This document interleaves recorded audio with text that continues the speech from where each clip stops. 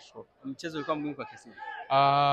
Kwanza tunabidi kumshukuru Mwenyezi Mungu kwa kumaliza salama katika mchezo wa leo, lakini mchezo ulikuwa mgumu sana kwa sababu wenzetu walikuja kwa kutafuta matokeo, walikuja kutupush, lakini tumetuliza akili, tumefuata maelekezo ya mwalimu, tumeondoka na ushindi katika mchezo wa leo.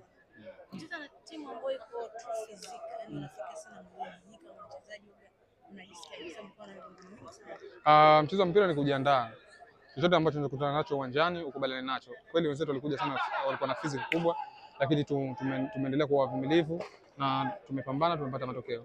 Tumeletwa mmoja na surprise kijana. Mechi ya kwanza walikuwa wanakaa sana nyuma. Mechi leo wameamua kutawanya mpira, leo wameamua na yeye kucheza kama nyuma. Sasa ukiangalia jinsi ya mechi ya kwanza na hii mechi ya pili, jinsi ya kabili ilikuwa ni ngumu kwa sababu kule kwao tumewafunga goli mbili na huko walikuwa wanataka kupush ili wapate matokeo, lakini tumeendelea kuheshimu kama Almerek na sisi tukatumia ukubwa wetu tukapata matokeo. Umevuka hatua inayofuata. Inatengeneza picha gani kuelekea katika hatua inayofuata itakuwa ngumu zaidi kuliko hata hii, kwa sababu KMKM tunaheshimu na timu nzuri, mpaka wamevuka hatua ya pili, unajua na timu nzuri na wana wachezaji wazuri. Kwa sisi kama wachezaji tumejiandaa vizuri, tutaenda kuheshimu na kupata matokeo na kuvuka hatua makundi. Mlikuwa mna pressure mchezo leo mkikumbuka kile ambacho kilitokea kwenye msimu uliopita dhidi ya Al Akdara hapa kwa uwanja wa Chamazi? Yes, tulikuwa tuna pressure kubwa kwa sababu wenzetu walikuja kwa kutupress juu sana, lakini sisi tumefuata maelekezo ya walimu, tukaendelea kupunguza pressure, tukapata matokeo.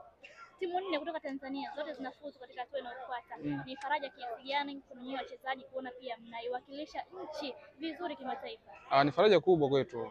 Kwa hiyo tunashukuru sana makocha wetu na pia na viongozi wetu wanaendelea kutusupport ili tufanye vizuri katika hatua hii ya mashindano ya kimataifa.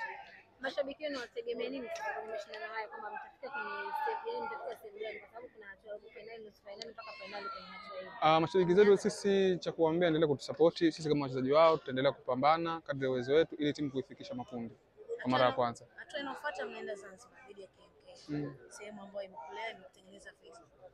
Kuna neno gani kuweka katika hatua inayofuata dhidi ya KMK? Mimi sina neno kubwa zaidi ya kuambia wapenzi wa Azam ambao walikopo Zanzibar waendelee waje kwa wingi uwanjani, waje kutusupport, tutapambana kupata matokeo katika mchezo huu. Tutegemee kuona hatua ya makundi inshallah kwa Mwenyezi Mungu.